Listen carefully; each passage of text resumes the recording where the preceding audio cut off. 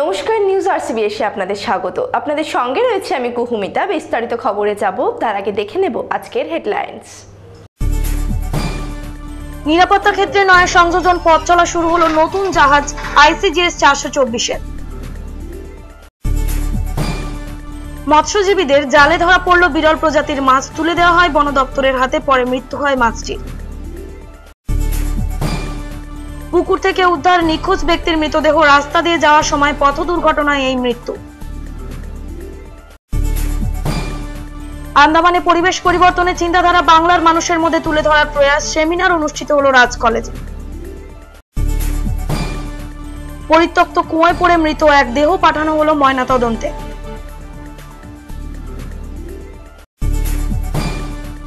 মন্দারমণিতে জঙ্গল থেকে উদ্ধার ঝুলন্ত মৃতদেহ, মৃত্যু নিয়ে ধোঁয়াশা, তদন্তে পুলিশ। জাতি নিয়ে কটূক্তির অভিযোগে গ্রেপ্তার সাংবাদিক, কোলাঘাটের একটি হোটেল থেকে সাংবাদিককে গ্রেপ্তার করে পুলিশ। রিনিউয়ালের ক্ষেত্রে গড়িমসি হচ্ছে, অভিযোগ তুলে মুখ্য স্বাস্থ্য আধিকারিকের কাছে ডেপুটেশন দিল জেলা ডায়াগনস্টিক সেন্টার অ্যাসোসিয়েশন। কালবৈশাখীর ঝড়ে বিপর্যস্ত জনজীবন, মিলল ব্যবসা গরম থেকে কিছুটা স্বস্তি। ব্যবহৃত হচ্ছে হাঁড়ি সেচ পদ্ধতি, কম খরচে জল সমস্যার সমাধান, রুক্ষ জমিতেও প্রচন্ড গরমে ফলছে ফসল। আসছে বিস্তারিত খবরে। পথ চলা শুরু হলো ICGS 424 নামের একটি নতুন জাহাজের। নিরাপত্তা ক্ষেত্রে এক নতুন সংযোজন। কয়েক কোটি টাকা ব্যয়ে নির্মিত এই জাহাজটির কার্যক্ষমতা এবং গতিবেগ অন্যান্য জাহাজের তুলনায় অনেকটাই বেশি।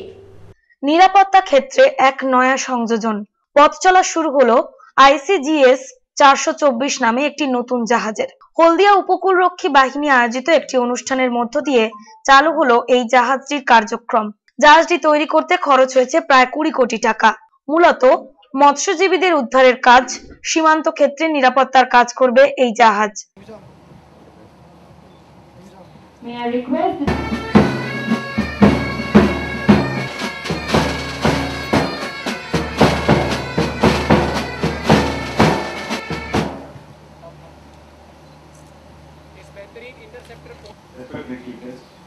Inspector General Commandant Mulk Kumar Singh, commanding officer district. These trekking boats have been built at L&T shipyards, Hazira Surat, to protect Indian coastal waters and maritime interests. The state of the boat with a displacement of over 100 tons. জলদস্যুদের মোকাবিলা করতে পারবে জাহাজটি। অন্যান্য জাহাজের তুলনায় এই জাহাজের কার্যক্ষমতা ও গতিবেগও অনেকটাই বেশি। Gentlemen, we are here to commission our Coast Guard ship C424 today. This is going to add strength to the capability of the Coast Guard in carrying out the surveillance on and off the coast of West Bengal. We have got other ships and aircraft which are carrying out surveillance, and this one will add teeth to the surveillance capability of the Coast Guard. This ship has been manufactured by the L&T, and this has been delivered ahead of time, ahead of schedule, and we are very proud that this state-of-the-art ship joining the fleet will give much needed fillip to the security and search and rescue requirement of the Coast Guard in our exclusive economic zone. Jahangir বাদশাহ ও রঞ্জন মাইতির report, news RCBS। হলদিয়ার হলদি নদীতে মৎস্যজীবীদের জালে ধরা পড়ল 4 foot দৈর্ঘ্যের বিরল প্রজাতির একটি সামুদ্রিক মাছ। মাছটির ওজন প্রায় 20 কেজি। মাছটিকে বন দপ্তরের হাতে তুলে দেওয়া হয়েছে, পরে মৃত্যু হয় ওই মাছটির। হলদি নদীতে মৎস্যজীবীদের জালে ধরা পড়ল বিরল প্রজাতির এক সামুদ্রিক মাছ। মঙ্গলবার সকালে হলদিয়ার হলদি নদীতে মৎস্যজীবীরা জাল ফেলে এই বৃহৎ আকৃতির বিরল মাছটিকে ধরেন। মাছটিকে জাল থেকে তুলে আনতে হিমশিম খেতে হয় মৎস্যজীবীদের। অনেক চেষ্টার পর তারা জাল থেকে মাছটি তুলে আনেন।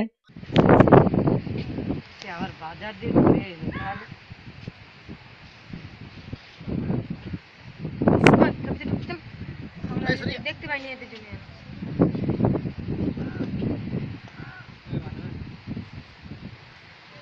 ঝোলাই ছিল, তাই তো? হ্যাঁ, সরষের মতো। খবর ছড়িয়ে পড়লে এলাকার মানুষ ছুটে আসেন মাছটিকে দেখতে।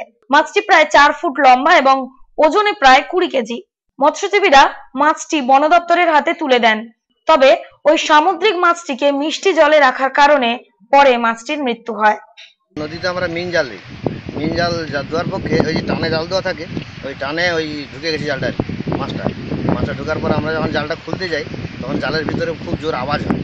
আওয়াজ হওয়ার পর জালটা আমরা উপরে তুলে আনি, দেখি মাছটা আমরা জানি অন্য কোনো ভোলা মাছ থাকে হয়তো, যখন দেখি কামড় মাছ জালের মধ্যে এমন ঠিক রাখছে যে আমরা জাল ধরতে পারছি না, কোনো রকম টেনে উপরে তুলে এটাকে বার করে এনেছি। কি করবেন এগুলো? এটা কি করবো, এটা বন দপ্তরের হাতে দিয়ে দেবো, আর কী করবো? এটাকে তো আমাদের রাখাও যাবে না, নদীও ছাড়া যাবে না, কারণ আমরা নদীতে ব্যবহার করি, মানে জাল ডাল দিই। এর আগে কি এই ধরনের মাছ দেখেছেন? এরকম ধরনের মাছ কোনোদিন আমরা পাইনি। রঞ্জন মাইতির রিপোর্ট, নিউজ RCBS। পুকুর থেকে উদ্ধার হলো এক নিখোঁজ ব্যক্তির মৃতদেহ। ঘটনায় খবর দেওয়া হয় থানায়। পুলিশ এসে মৃতদেহটি উদ্ধার করে ময়নাতদন্তের জন্য পাঠিয়েছে। রাস্তা দিয়ে যাওয়ার সময় এই দুর্ঘটনাটি ঘটেছে বলে অনুমান প্রাথমিক তদন্তে। পুকুর থেকে উদ্ধার হলো এক ব্যক্তির মৃতদেহ। সোমবার বিকেলে দাড়িবেড়িয়া গ্রামের রাস্তার ধারে পুকুরে একটি দেহ ভেসে থাকতে দেখেন এলাকার বাসিন্দারা। থানায় খবর দেওয়া হলে পুলিশ এসে দেহটি উদ্ধার করে। ওই ব্যক্তির নাম মুকুন্দ সামন্ত, বয়স আনুমানিক 52। রবিবার রাত থেকেই নিখোঁজ ছিলেন তিনি। প্রাথমিক তদন্তে পুলিশের অনুমান, রাতে রাস্তা দিয়ে যাওয়ার সময় পুকুরে পড়ে গিয়ে দুর্ঘটনাটি ঘটে। মৃতদেহটি ময়না তদন্তের জন্য পাঠানো হয়েছে।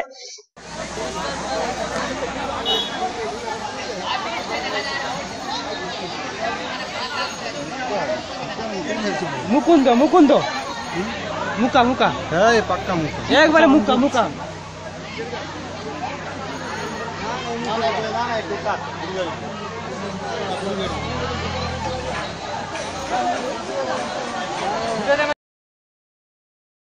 রঞ্জন মাইতি ও জাহাঙ্গীর বাদশাহ রিপোর্ট, নিউজ RCBS। আন্দামানে পরিবেশ পরিবর্তনের চিন্তাধারা বাংলার মানুষের মধ্যে তুলে ধরতে এক বিশেষ সেমিনারের আয়োজন করা হয়েছিল মহিষাদল রাজ কলেজে। সেমিনারের প্রধান বক্তা ছিলেন আন্তর্জাতিক খ্যাতিসম্পন্ন পরিবেশ বিজ্ঞানী এবং লেখক পঙ্কজ শেখসারিয়া। তার লেখা একটি বই প্রকাশ করা হয় এদিনের সেমিনারে। আন্দামানের পরিবেশ পরিবর্তনের চিন্তাধারা বাংলার মানুষের মধ্যে তুলে ধরতে একটি বিশেষ সেমিনারের আয়োজন করলো মহিষাদল রাজ কলেজ। সোমবার মহিষাদল রাজ কলেজে ইংরেজি বিভাগ এবং দীনদয়াল উপাধ্যায় কৌশল কেন্দ্রের যৌথ উদ্যোগে পরিবেশগত নিয়ম নীতি এবং শিল্পের ভূমিকা শীর্ষক একটি জাতীয় সেমিনার অনুষ্ঠিত হলো।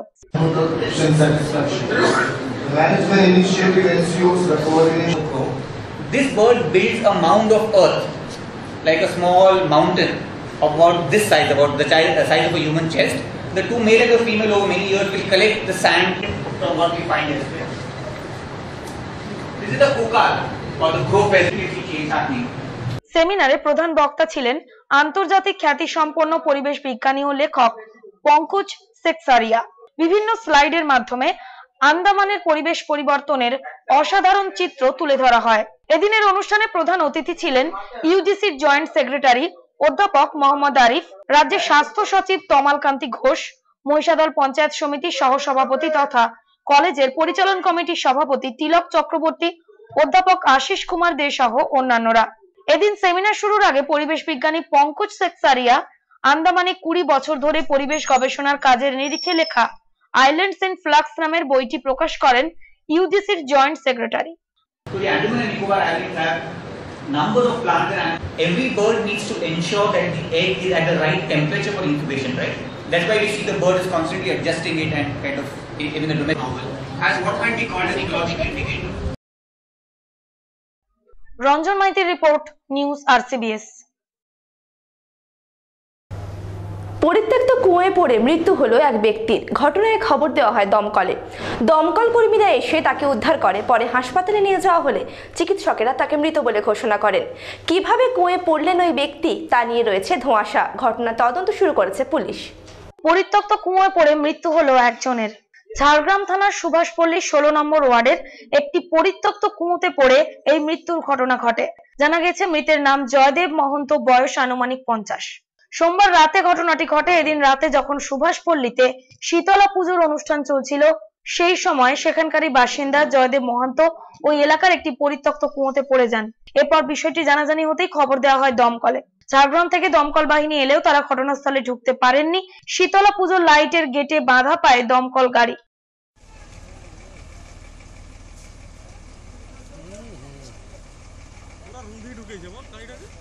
এরপর প্রায় 1 ঘন্টা ধরে জয়দেব বাবুর দেহ পড়ে থাকে কুয়োর মধ্যে। পরে দমকল কর্মীরা লাইটের গেট ভেঙে ঘটনাস্থলে যান। দমকলের এক কর্মী ওই কুয়োতে জয়দেব বাবুর দেহ উদ্ধারে নামলে তিনিও অসুস্থ হয়ে পড়েন এবং তাকে ঝাড়গ্রাম সুপার স্পেশালিটি হাসপাতালে ভর্তি করা হয়। ঝাড়গ্রাম জেলা হাসপাতালে জয়দেব বাবুর দেহ নিয়ে গেলে চিকিৎসকেরা তাকে মৃত বলে ঘোষণা করেন। কিভাবে জয়দেব বাবু ওই পরিত্যক্ত কুয়োতে পড়লেন তা নিয়ে রয়েছে ধোঁয়াশা। পুলিশ ঘটনার তদন্ত করছে।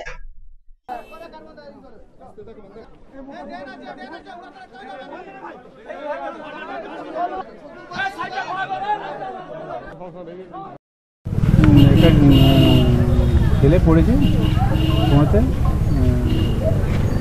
প্রথমে কিছু দেখা যায়নি, তারপরে আমরা কাঁটা দিয়ে দেখলাম যে একটা বডি পাওয়া গেছে। সেই বডিটা জল ঢেলে উঠানো হয়। তারপরে সে টিকে মন্ডল ঝাড়গ্রাম ফায়ার স্টেশন। কত ঘন্টা টাইম লাগলো উদ্ধার কাজে? 45 মিনিট। কোনো সমস্যা হয়েছিল উদ্ধার কাজে? না, পাবলিকের একটু হেডেক থাকবে, কিন্তু আমাদের তো করণীয় করতেই হবে। গাড়ি ঢুকতে কোনো অসুবিধা হয়েছিল? গাড়ির সামনে ব্যারিকেড ছিল, অসুবিধা হয়েছিল, গেটটা ভেঙে গেছে। জাহাঙ্গীর বাদশাহ রিপোর্ট, নিউজ RCBS। মন্দারমণির জঙ্গল থেকে উদ্ধার হলো এক ব্যক্তির ঝুলন্ত মৃতদেহ। মৃতের শরীরে রয়েছে যথেষ্ট আঘাতের চিহ্ন। এই মৃত্যু খুন না আত্মহত্যা তা খতিয়ে দেখছে পুলিশ। মন্দারমণিতে জঙ্গল থেকে উদ্ধার হলো এক ব্যক্তির ঝুলন্ত মৃতদেহ। মন্দারমণি কোস্টাল থানার অন্তর্গত রামচন্দ্রনগর গ্রামের জঙ্গলের মধ্যেকার একটি ইউক্যালিপটাস গাছে এক ব্যক্তির মৃতদেহ ঝুলে থাকতে দেখেন স্থানীয় বাসিন্দারা। জানা গিয়েছে মৃতের নাম শত্রুঘ্ন মণ্ডল, বয়স আনুমানিক 40। তিনি স্থানীয় একটি ইটভাটায় কাজ করতেন বলে জানা গিয়েছে। সোমবার সকালে স্থানীয় বাসিন্দারা গামছা দিয়ে বাঁধা অবস্থায় ঝুলন্ত দেহটিকে দেখে পুলিশকে খবর দেন। এই মৃত্যু খুন না আত্মহত্যা তা খতিয়ে দেখছে পুলিশ।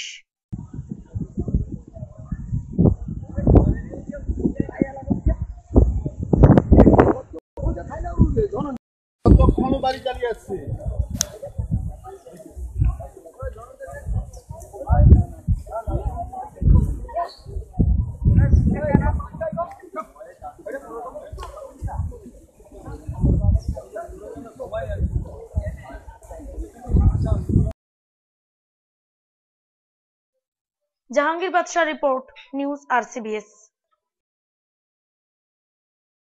জাতি নিয়ে কটূক্তি করার অভিযোগে গ্রেপ্তার হলেন সৌরিশ দে নামের এক সাংবাদিক। রবিবার কোলাঘাটের একটি হোটেল থেকে তাকে গ্রেপ্তার করা হয়। অন্যদিকে সমস্ত অভিযোগ সম্পূর্ণ অস্বীকার করেছেন ওই সাংবাদিক। জাতি নিয়ে কটূক্তি করার অভিযোগে গ্রেপ্তার এক সাংবাদিক। জানা গিয়েছে ধৃতের নাম সৌরিশ দে। তিনি একটি ওয়েব নিউজ পোর্টালের সঙ্গে যুক্ত রয়েছেন। আদতে তিনি বর্ধমানের বাসিন্দা। রবিবার কোলাঘাটের একটি হোটেল থেকে গ্রেপ্তার করা হয় ওই সাংবাদিককে। আমার কাছে কোনো আর্মস ছিল না, আর্মস দিয়ে দেওয়া হয়েছে। বর্ধমান থানা থেকে এসেছি আপনাকে? বর্ধমান থানা থেকে এসেছে। আপনি কি এখানে বাড়ি? না, আমার বর্ধমানই বাড়ি। এখানে কি করছেন? এখানে কিছু না, আমাদের বর্ধমানে একটা SC/ST কেস চলছে, সেই কেস। অভিযোগ, হাসপাতালে খবর সংগ্রহ করতে গিয়ে এক হাসপাতাল কর্মীর সঙ্গে বচসা হয় সাংবাদিকদের। সেই সময় সাংবাদিকরা রূপক দাস নামে এক হাসপাতাল কর্মীকে জাতি নিয়ে কটূক্তি করেন। তারপরেই সৌরিশ সহ মোট 5 জনের বিরুদ্ধে ST মামলা করা হয়। স্যার বলছি, একে ধরেছেন কি, মানে কোনো অভিযোগ ছিল? হ্যাঁ, FIR নেম অ্যাকিউজ ছিল। আচ্ছা আচ্ছা। আর বাকি ট্রানজিট রিমান্ডে নিয়ে যাচ্ছেন নাকি? ট্রানজিট রিমান্ডে বর্ধমানে নিয়ে যাচ্ছে। আচ্ছা, ঠিক আছে। সেই মামলায় ইতিমধ্যেই 3 জনকে গ্রেপ্তার করা হয়েছিল। বাকি 2 পলাতকের মধ্যে সৌরিশও ছিলেন। রবিবার পুলিশ সৌরিশকে কোলাঘাটের একটি হোটেল থেকে গ্রেপ্তার করে। ধৃত সাংবাদিকের কাছ থেকে একটি আগ্নেয়াস্ত্র পাওয়া গিয়েছে বলে অভিযোগ। অন্যদিকে সমস্ত অভিযোগ অস্বীকার করেছেন সৌরিশ। আপনাকে ফাঁসি দেওয়া হয়েছে আর্মসে, ঠিক কেন? পুলিশের এগেনস্টে লাগাতার খবর করা, পুলিশের যেসব অ্যাক্টিভিটিস ছিল সেগুলোর এগেনস্টে খবর করা হচ্ছিল। সাধারণ মানুষের ওপরে বিভিন্ন রকমভাবে অনিয়ম করা হচ্ছিল। হাসপাতালের বিরুদ্ধে খবর করা হচ্ছিল। সেগুলোর এগেনস্টে হাসপাতাল কর্তৃপক্ষ বর্ধমান থানায় একটি মামলা করে। সেই মামলার এখনও মানে বিচারাধীন। না, আর্মসটা কি আপনাকে রেখে দেওয়া হয়েছে বলছেন? হ্যাঁ, আর্মসটা যে রেখে দিয়েছে তার কারণ হচ্ছে যে আমার ব্যাগ ছিল পুলিশের কাছে। এটা মানে এটা ফাঁসানো একরকম। একদম। এটা কেন ফাঁসালো পুলিশ? ওই যে পুলিশের রাগ যে এইভাবে মানে খবর করা হচ্ছে, বিরুদ্ধে যাওয়া হচ্ছে। তার পাল্টা অভিযোগ, বেশ কিছুদিন ধরে লাগাতার হাসপাতাল ও পুলিশের বিরুদ্ধে খবর করার জন্যই তাকে ফাঁসানো হয়েছে। পুলিশদের এ বর্ধমান সদর থানায় এসসি এসটি অ্যাট্রোসিটিজ অ্যাক্ট এই আইনে এফআইআর নেমড অ্যাকিউজড এবং দীর্ঘদিন ধরে ওয়ান্টেড এবং কয়েকজন এফআইআর নেমড অ্যাকিউজড অ্যারেস্ট হয়েছে আগে, কিন্তু এই আসামি অ্যাবসকন্ডিং ছিল। তো বর্ধমান সদর এসডিপিও উনি ওই মামলার ইনভেস্টিগেশন অফিসার এবং উনি সোর্স ইনফরমেশন পেয়ে আমাদের তমলুকের জুরিডিকশনে কোলাঘাট থানা এলাকা থেকে ওকে অ্যারেস্ট করেন এবং আজকের আদালতে মাননীয় চিফ জুডিশিয়াল ম্যাজিস্ট্রেট আদালতে ওকে তোলা হয় এবং ওনার হয়ে কোনো আইনজীবী জামিনের জন্য মুভ করেননি এবং আইওর একটা প্রেয়ার ছিল for showing arrest and transit remand for 2 days এবং সেটা আদালত মঞ্জুর করেছেন। কবে আবার হাজির করতে হবে তমলুকে আবার? এখানে যে কোলাঘাট থানার মামলায় সেটা 26/5 টু ডেট, মানে আফটার 14 days, আর 6/5 ডেট রয়েছে।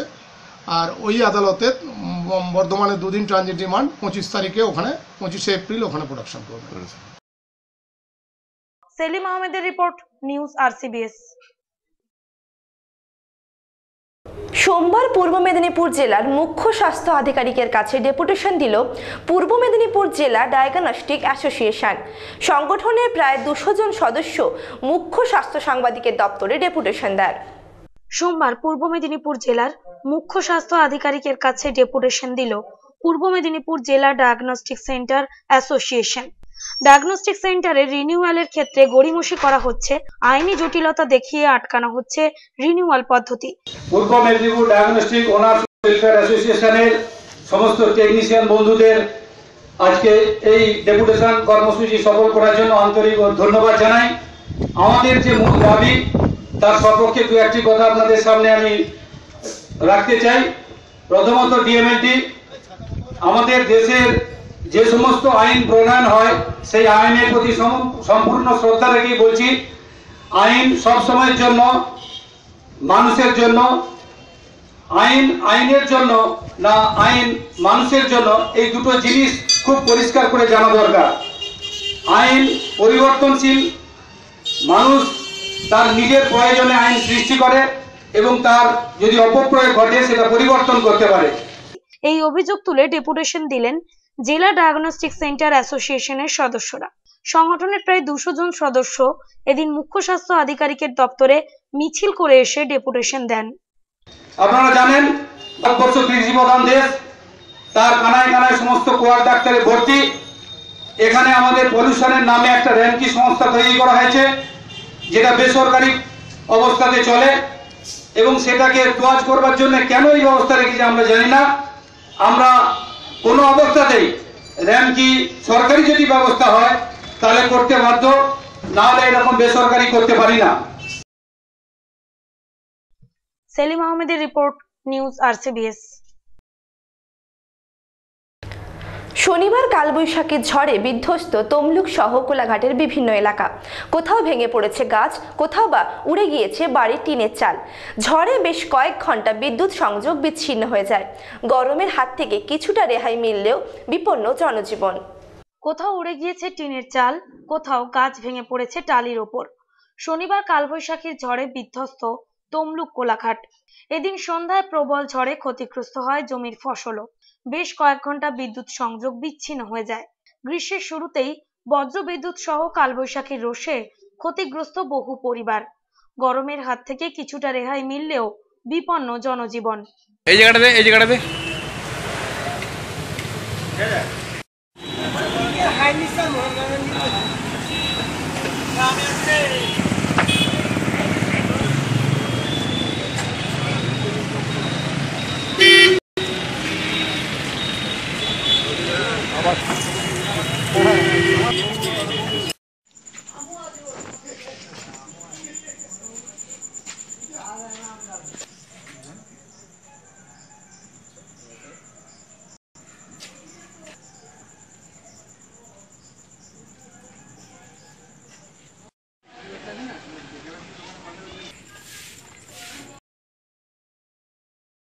প্রসূন ব্যানার্জি ও জাহাঙ্গীর বাদশাহ রিপোর্ট, নিউজ RCBS। কৃষি সংক্রান্ত সমস্ত খবর জানতে চোখ রাখুন কৃষি কথায়।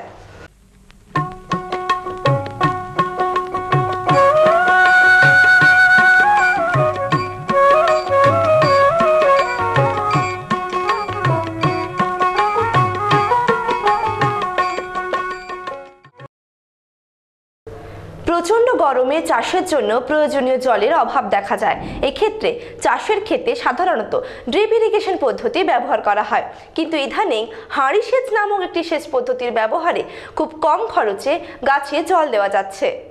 প্রচন্ড গরমে জল অপ্রতুল, পানীয় জলের সাথে সাথে চাষের জন্য প্রয়োজনীয় জলেরও অভাব দেখা দেয়। এক্ষেত্রে চাষের ক্ষেতে সাধারণত বিন্দু সেচ বা ড্রিপ ইরিগেশন পদ্ধতির ব্যবহার করা হয়। এই পদ্ধতিতে পাইপ দিয়ে গাছের গোড়ায় জল দেওয়া হয়। এখানে একটা হাঁড়ি সেচের ব্যবস্থা করা আছে। এই কলসি সেচ বা হাঁড়ি সেচটা হচ্ছে এক ধরনের ড্রিপ ইরিগেশন। ড্রিপ ইরিগেশন অনেক ধরনের হয়, তার মধ্যে খুব লো কস্ট ড্রিপ ইরিগেশন এই কলসি সেচের মাধ্যমে করা যায়। কিন্তু ইদানিং হাঁড়ি সেচ নামে এক সেচ পদ্ধতি ব্যবহৃত হচ্ছে, যেখানে খুব কম খরচে ভালোভাবে গাছে জল দেওয়া হয়। এখানে যে আমবাগানটা দেখা যাচ্ছে, এই আমবাগানটা এখানকার পঞ্চায়েত থেকে মাতৃভূমি গ্রুপ ওরা করেছিল এনআরজিএসের মাধ্যমে, কিন্তু সেই বাগানটার ক্ষেত্রে এখানে রুখাশুখা মাটি, এই যে গ্রীষ্মকালীন যে ওয়েদার, এখানে খুব ড্রাই ওয়েদার, সুতরাং এখানে জলসেচের প্রচণ্ড অভাব। সুতরাং জলসেচের অভাবের জন্যই এই মাতৃভূমি গ্রুপ আমার কাছে অ্যাপ্রোচ করেছিল যে স্যার আমাদের বাগানটা যদি একটু সেচের ব্যবস্থা করতে পারে তাহলে আমরা বিশেষভাবে উপকৃত হয়। তা আমি দেখলাম এই যে বাগান, এই প্রায় 300 গাছ আছে। এই 300 গাছকে বাঁচাতে গেলে এখানে কোনো জলের সোর্স নেই, যে নর্মাল যে আমার ড্রিপ ইরিগেশন পাইপের মাধ্যমে করা হয় সেই ড্রিপ ইরিগেশন পাইপের মাধ্যমে করানোর মতো সেরকম কোনো উপায় নেই। সেই কারণে আমি ভাবলাম যে যদি লো কস্ট ড্রিপ ইরিগেশন কলসি সেচের মাধ্যমে করতে পারি, প্রত্যেকটা গাছের গোড়ায় যদি আমি একটা করে কলসি দিতে পারি এবং সেই কলসির নিচে যদি একটা করে ফুটো করে রাখতে পারি, সেই ফুটোর মাধ্যমে ফোটা করে জল পড়বে, যাতে প্রত্যেকটা গাছের গোড়াটা ময়েস্ট থাকে এবং গাছটা গ্রীষ্মকালে সুন্দরভাবে জলসেচের ব্যবস্থা করা। এখানে হাঁড়িতে একটি ছোট্ট ফুটো করে জল ভর্তি করে গাছের গোড়ায় রাখা হয়। এর ফলে ধীরে ধীরে জল পায় সেই গাছ। আমরা এসেছি একটা সালানপুর ব্লকের আল্লাডি গ্রাম পঞ্চায়েতের রামচন্দ্রপুর গ্রামের এই যে অর্চারটা দেখতে পাচ্ছেন, এখানে বিভিন্ন আমের চারা লাগানো আছে। এই আমের চারাটা এখানে মাতৃভূমি একটা সেলফ হেল্প গ্রুপ আছে, ওরা এই আমের বাগানটা তৈরি করেছিল, কিন্তু ওদের জলসেচের ব্যাপারে বা আম গাছগুলোকে বাঁচিয়ে রাখার ক্ষেত্রে এই ভরা গ্রীষ্মতে খুবই একটা চিন্তাদায়ক ব্যাপার ছিল। সেই কারণে ওনারা আমার কাছে অ্যাপ্রোচ করেন যে স্যার যদি গাছগুলোকে বাঁচাতে পারেন কোনোরকমভাবে জলসেচের ব্যবস্থা করে, তাহলে আমার বিশেষভাবে উপকৃত হবে। এই ভেবে আমি এই গাছগুলোকে বাঁচানো এসেছে। বিশেষ করে এখানে যেহেতু কোনো জলের সেরকম সোর্স নেই, শুধুমাত্র দুটো টিউবওয়েল করা আছে। এই টিউবওয়েল দেখে আমি যেহেতু জলের কোনো পাম্পেরও সোর্স নেই, সেই কারণে আমি এই হাঁড়ি সেচের ব্যবস্থা করি। এখানে এই হাঁড়িগুলোকে কোমরের কাছে বিশেষ পদ্ধতিতে তৈরি করানো হয়েছে, যেখানে ছোট্ট করে একটা করে নিচে ফুটো করানো আছে। এই পদ্ধতিতে খরচও অনেক কম। এই পদ্ধতি ব্যবহার করেই রুক্ষ অঞ্চলে যেখানে জলের সমস্যা রয়েছে সেখানেও বিভিন্ন ফল ও শস্য উৎপন্ন হচ্ছে। নাম উজ্জ্বল কুমার মণ্ডল, আল্লাডি গ্রাম পঞ্চায়েত উপপ্রধান। এই যে প্রকল্পটা করা হয়েছে কতটা বাস্তবায়িত হয়েছে, কতটা লাভজনক কি মনে করছেন? দেখুন, আমাদের এটা পুরো রুক্ষ জমি, আমাদের পুরো জঙ্গলে ভর্তি ছিল আর কি। তখন আমরা যখন এনআরজিএসে প্রোগ্রাম করি, এখন এনআরজিএস থেকে যেটা বলছে আর কি যে একটা সম্পদ তৈরি করা, তো আমরা সম্পদ তৈরি করার লক্ষ্যে আমরা কী করলাম, এটাকে আমরা বিডিও সাহেবের কাছে প্রস্তাব দিলাম যে এখানে একটা বড় ভ্যাস ল্যান্ড আছে আমাদের খাস জমি, এটাতে যদি একটা ফলের বাগান তৈরি করা যায় তাহলে আমাদের এই এলাকার লোকও উপকৃত হবে এবং জায়গাটা যেটা জঙ্গল হয়ে আছে সেটা একটা কাজে লাগবে আর কি জমিটা। তো এটা আমরা বিডিও সাহেব তখন কী করলো, ওনারা হর্টিকালচার ডিপার্টমেন্টকে সাথে নিল। হর্টিকালচার ডিপার্টমেন্ট আমার পুরো এরিয়া যতটা দেখছেন ওটা বেড়াটায় হর্টিকালচার থেকে দেওয়া হয়েছে। আমরা কি করলাম, এনআরজিএস থেকে লেবার দিলাম এবং তার সাথে সাথে ল্যান্ড ডেভেলপমেন্ট করলাম। এবং আমার সামনেই ডিবিসি মাইথন আছে, ওনারা সিএসআর ফান্ড থেকে গাছ চারা দিয়েছে। তো এই 3 জায়গা থেকে নিয়ে আমরা এই বাগানটা তৈরি করেছি। বাগানের গাছগুলো যখনই গ্রীষ্মকাল এসছে তখন আমরা এডিও সাহেবের কাছে গেছিলাম যে আমরা এই দুটো টিউবওয়েল থেকে জল দিচ্ছি, একদিন পরেই শুকিয়ে যাচ্ছে, তো এটা যদি আমাদের কিছু ব্যবস্থা করা হয়। তো এডিও সাহেব আমাদের এসে দেখে হাঁড়ি সেচের ব্যবস্থাটা করেছে। প্রসূন ব্যানার্জির রিপোর্ট, নিউজ আরসিবিএস। আজকের মতো নিউজ আরসিবিএস এ পর্যন্তই। দেখা হবে আগামীকাল ঠিক এই সময়। নমস্কার।